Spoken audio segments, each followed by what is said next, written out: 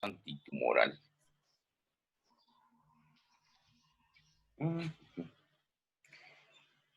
Bueno, entonces,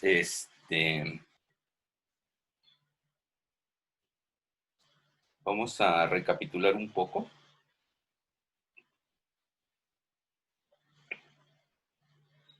Y vamos a hacer un esquema de lo importante, ¿no? Entonces tenemos que todos en el caso de la sepsis, ¿no? Al final el proceso, si continúa, pues lo que nos va a llevar es al choque séptico.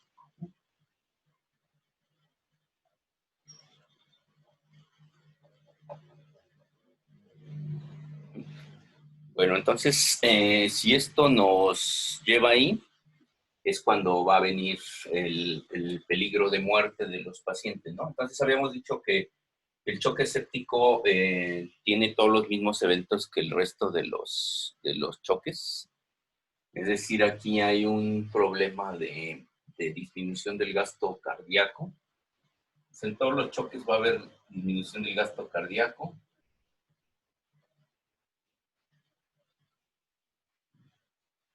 Hipotensión.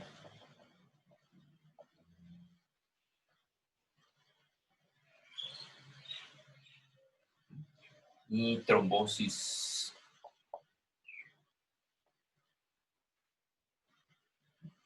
Entonces, esto va a ser característico en todos los choques, ¿no?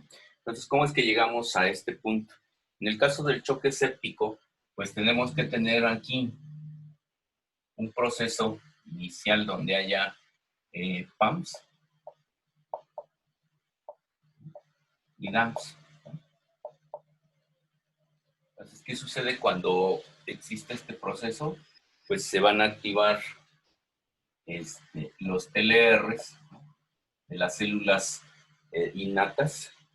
Entonces aquí tenemos los macrófagos, tenemos las células dendríticas, tenemos obviamente las células epiteliales.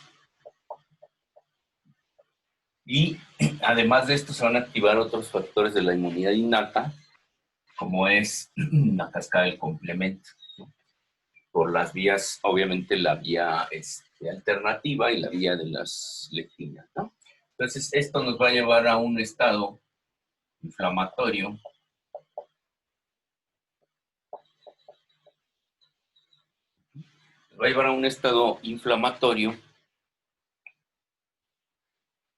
mediado por las citocinas, por el TNF-alfa, la interleucina 1, la interleucina 6, la interleucina 18.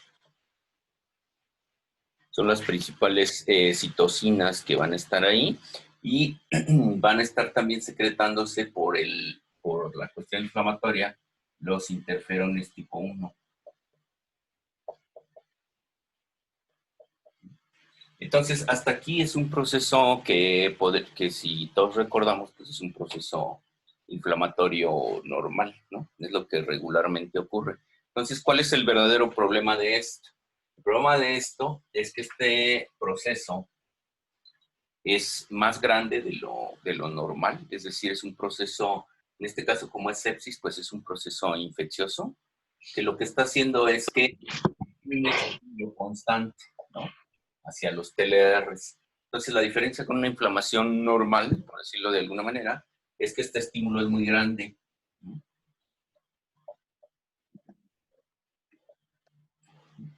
Este estímulo es muy grande y entonces, ¿qué va a suceder? Como empiezan a entrar en circulación demasiados PAMs, vamos a suponer que es una sepsis bacteriana, entonces entraría mucho lipopolisacárido, ¿no?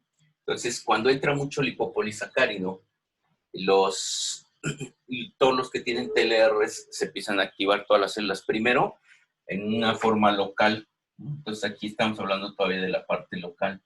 Si este proceso persiste, entonces empieza a ser regional. Cuando se empieza a ser regional,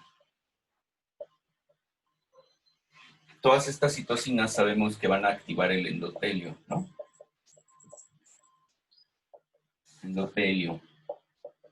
Entonces, al activar el endotelio, pues sabemos que, o habíamos visto que la activación del endotelio consiste en la contracción de las células epiteliales de los vasos sanguíneos, ¿no? Y entonces se contraen así y permiten que haya el espacio para la liberación de eritrocitos, ¿no? Líquido y células inmunes, ¿no?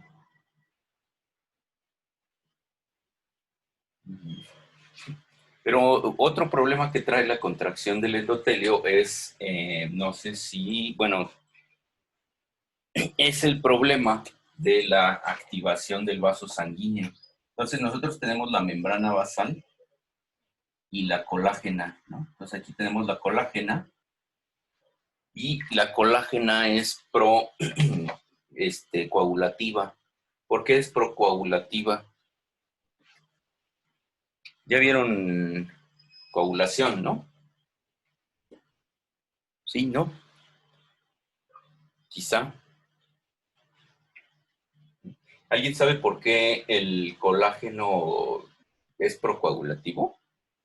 O sea, la exposición de la colágena del vaso sanguíneo se vuelve a ese vaso procoagulativo, ¿no? No. ¿No? Está bien, si no saben nada más, con que digan que no, eso sí. Bueno, es muy importante. ¿Saben lo que es la hemostasia primaria y la secundaria? ¿Ya vieron eso? No. ¿No? ¿No vieron hemostasia primaria y secundaria? No. Bueno, ¿Qué se ve? aquí, bueno, aquí vamos a ver qué es lo que va a pasar, ¿no? Entonces dijimos que aquí van las citocinas, aquí se activa el endotelio, el complemento, los componentes del complemento, si se acuerdan, teníamos componentes importantes que van a efectuar una amplificación del proceso, ¿no? Que era C3A y C5A. Y a estas les llamábamos anafilotoxinas, ¿no?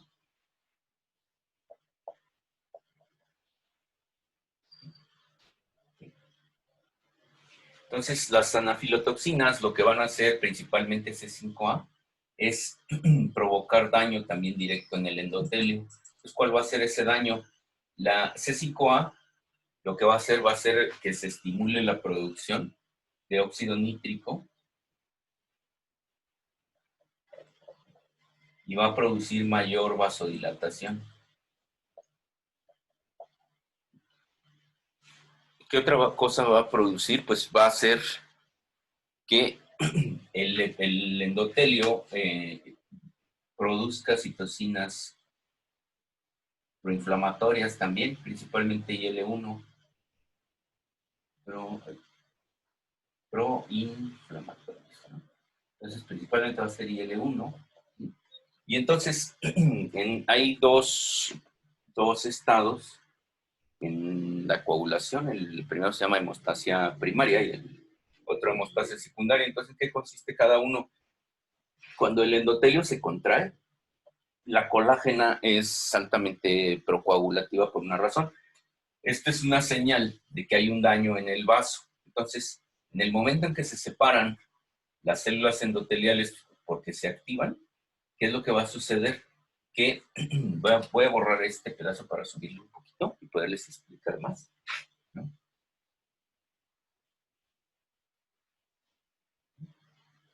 Entonces, ¿qué es lo que va a suceder aquí? Cuando se activa el endotelio y queda expuesto esto, lo primero que va a reaccionar contra la colágena, o sea, traído por la colágena, van a ser las plaquetas. Entonces las plaquetas van a empezar a hacer un tapón aquí, porque las plaquetas están reaccionando con la colágena, suponiendo que hay una herida, ¿no? En el vaso, quiere decir que el vaso se puede romper. Entonces, la colágena, si está constantemente activado el endotelio y quedan estos espacios, empieza a atraer a las plaquetas y entonces las plaquetas empiezan a formar un tapón, ¿no?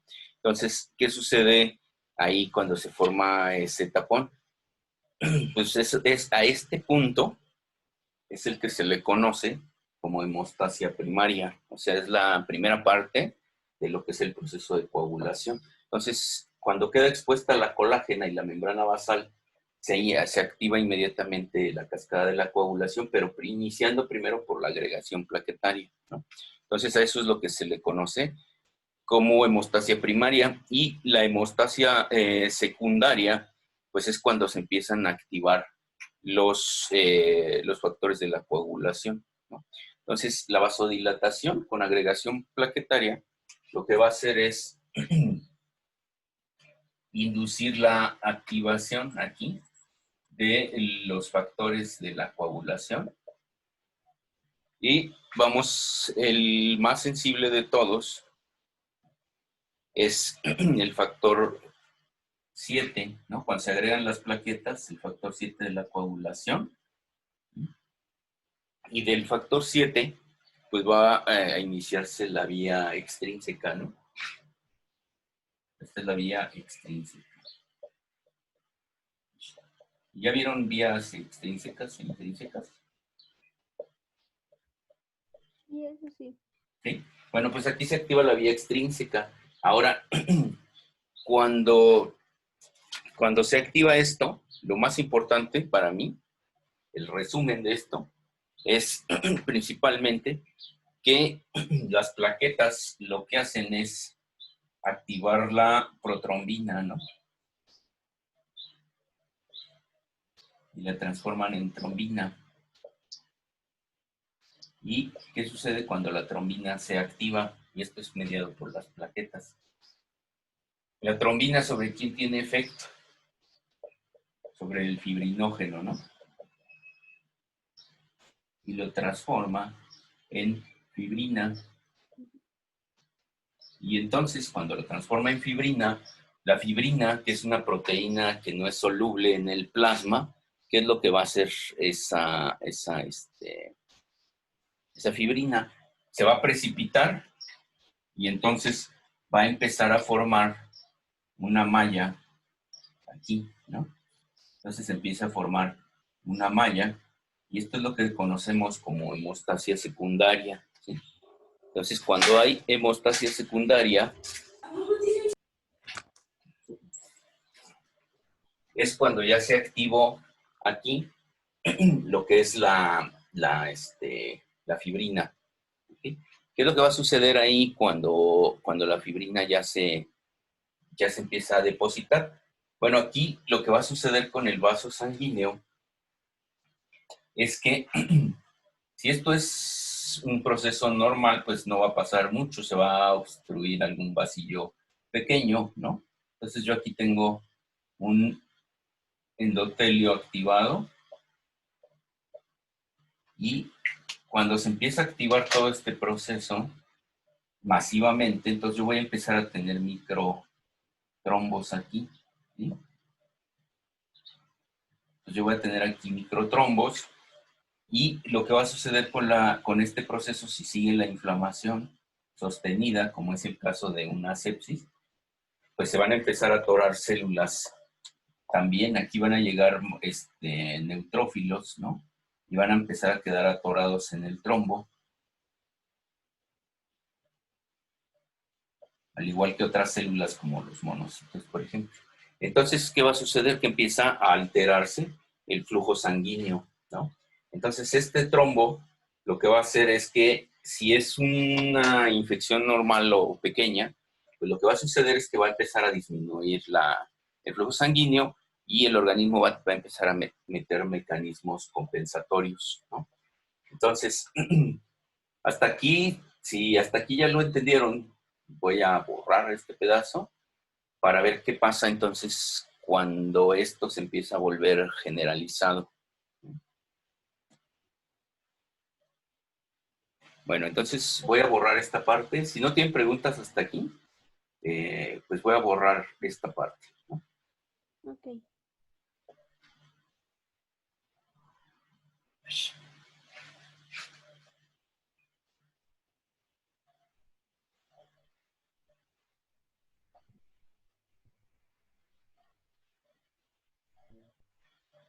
Bueno, entonces aquí ya está la hemostasia secundaria, que es cuando ya participan las cascadas de la coagulación.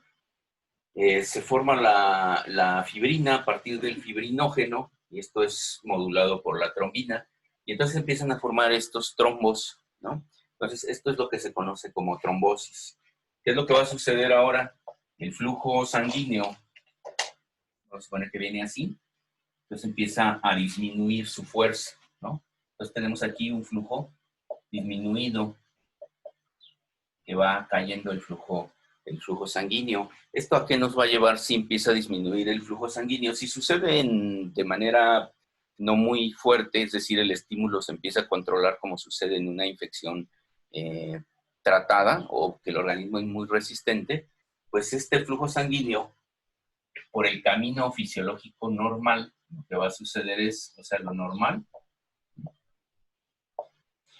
es que el organismo compense. ¿Cómo lo compensa?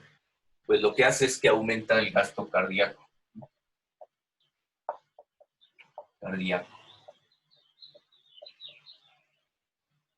¿Alguien sabe? ¿Sí saben lo que es gasto cardíaco? Sí, ¿Ya la lo cantidad vieron de en sangre que fisiología? bombea, ¿no? ¿No? Es la cantidad de sangre que bombea el corazón, ¿no? Sí, por cada contracción es la cantidad de sangre. Entonces, ¿qué significa que aumente el gasto cardíaco? Pues Pues aumenta la presión. ajá. Entonces lo que va a hacer es que va a aumentar la fuerza, ¿no? De contracción. Y entonces por eso cuando ustedes detectan un paciente que empieza a tener fiebre y que está bajo un proceso infeccioso, lo que detectan es taquicardia, ¿no? Porque está aumentando el gasto cardíaco, y lo que hace el aumento del gasto cardíaco es que como este proceso de trombosis es localizado, ¿no?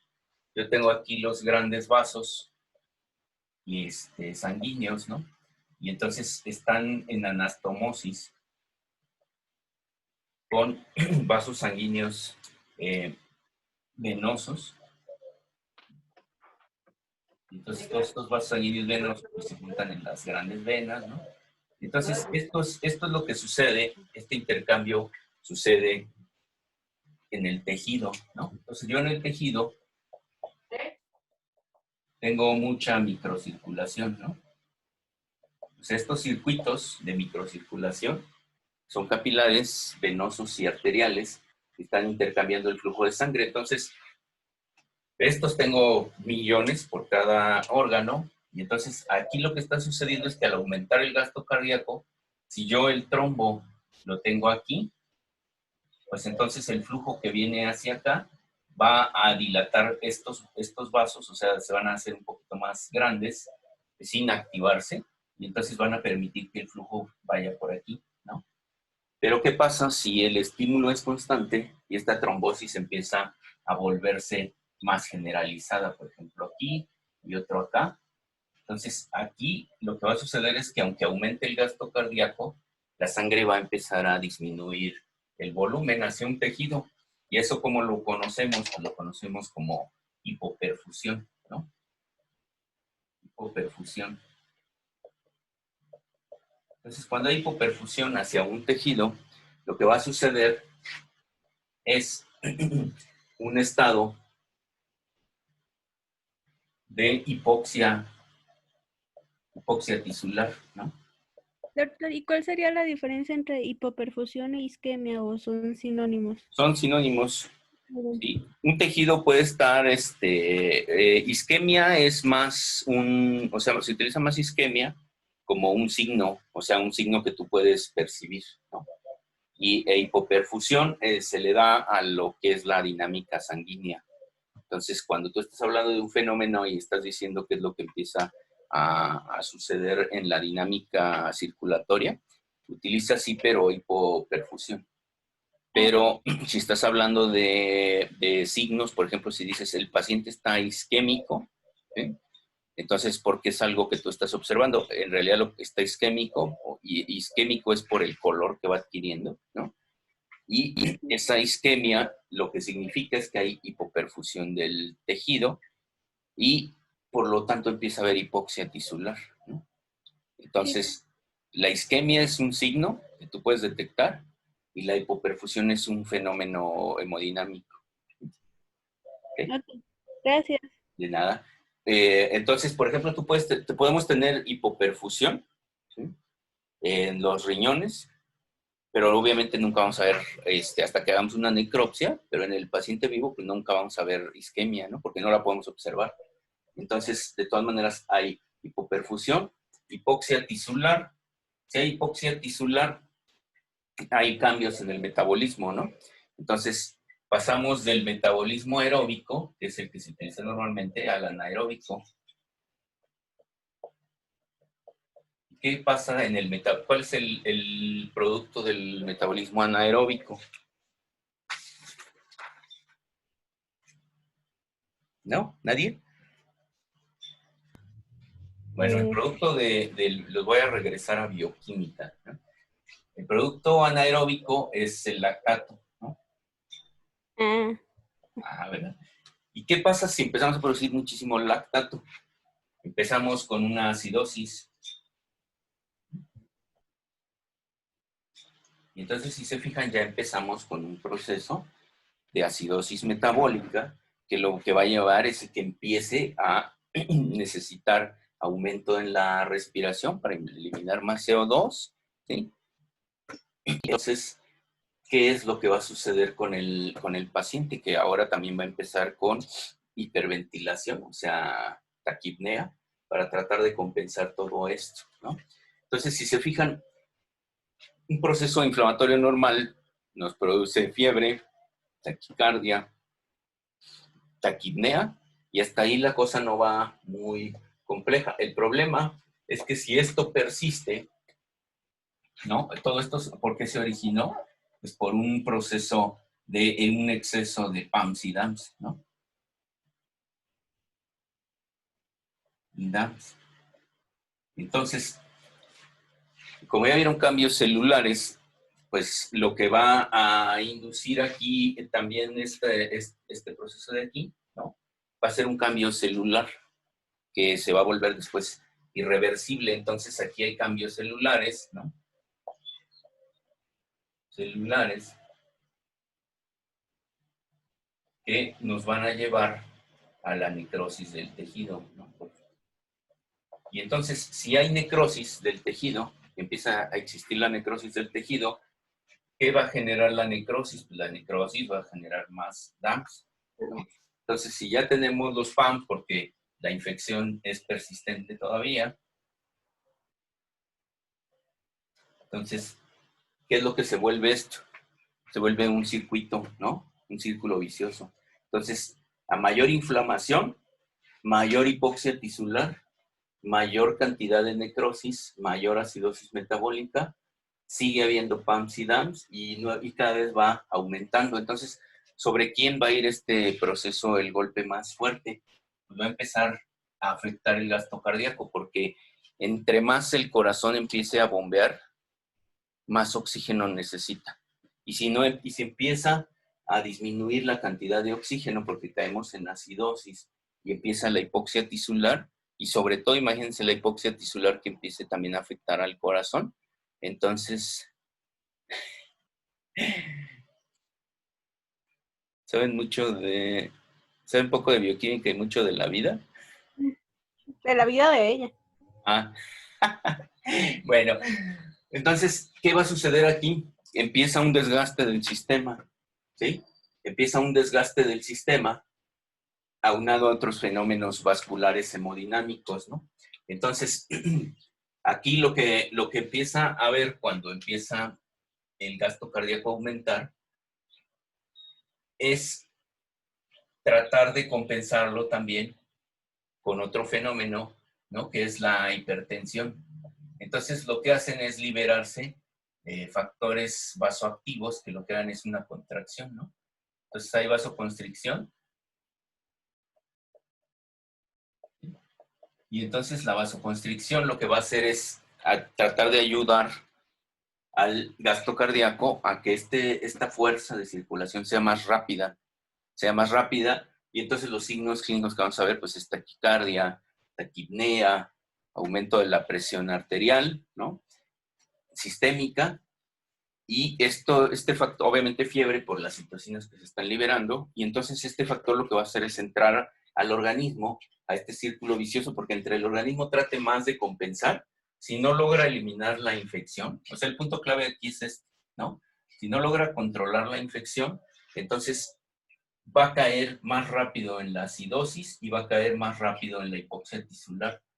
Entonces el organismo va a empezar a tener problemas que lo van a llevar, ¿no? Al final a lo que se conoce como choque ya como tal, que sería ya el choque séptico. Y entonces en este proceso, aquí le voy a poner así como que una flecha al nivel patológico. Voy a disminuir esta letrita. Entonces, como aquí tenemos el proceso infeccioso, lo que va a suceder con estos estados de aquí es que cuando empiecen a afectar a los órganos ya como tal, vamos a empezar a tener problemas en el corazón, en el riñón, en el hígado, ¿no? Entonces aquí ya va a haber falla orgánica.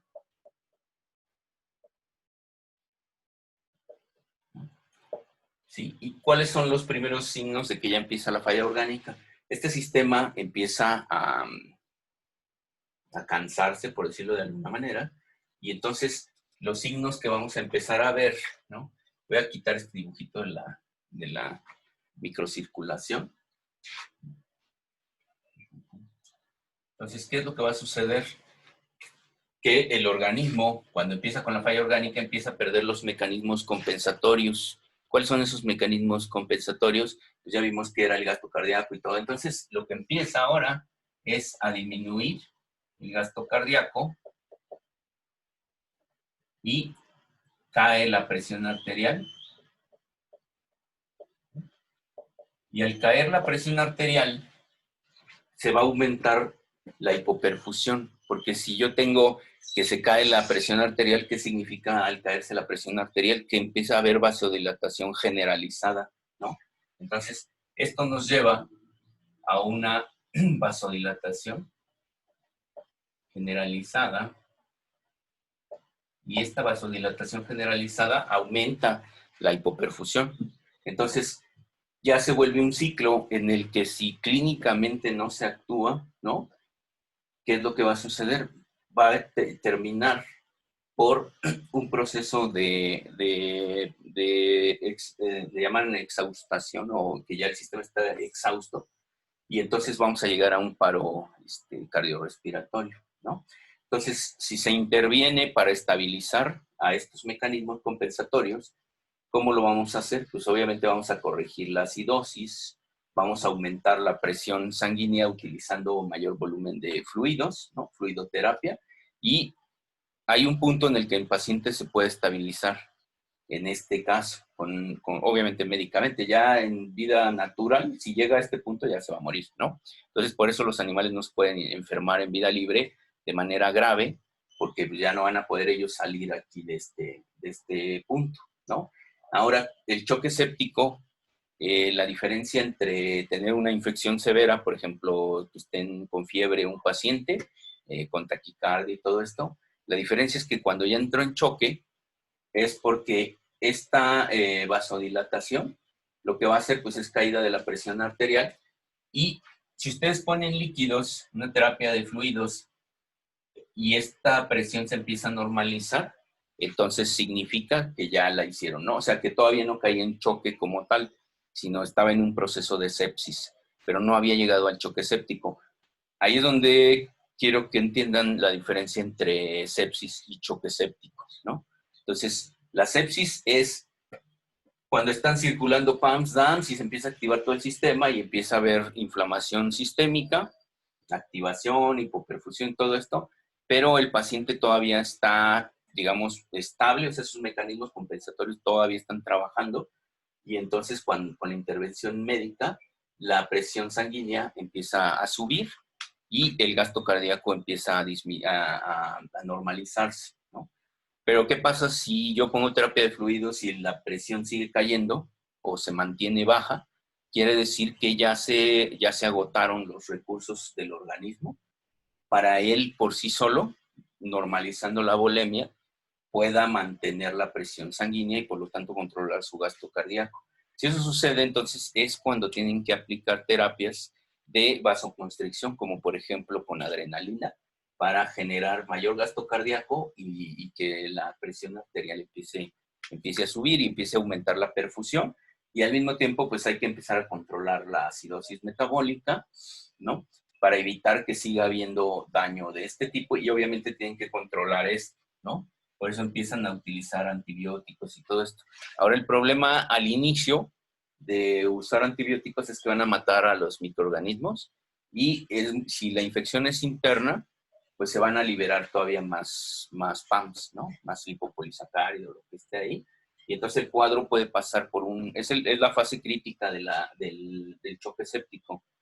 Cuando ustedes empiezan a aplicar antibióticos, si el paciente se mantiene mal pero estable, ya es muy probable que se salve, pero si el paciente se empieza a poner peor y empieza a no responder a los vasoconstrictores, entonces ahí están en el punto donde es muy probable que ya no salga de ese choque, ¿no? Hagan lo que hagan ustedes, ya no va a poder salir. ¿Sí? Entonces, si nos vamos aquí, siempre que hablamos de un proceso de sepsis es cuando hay una infección sistémica o una respuesta inflamatoria sistémica más bien, ¿no? La infección puede estar localizada, pero estar generando un cuadro de inflamación sistémica. ¿Sí? ¿Sí les queda claro o no? Sí. ¿Sí?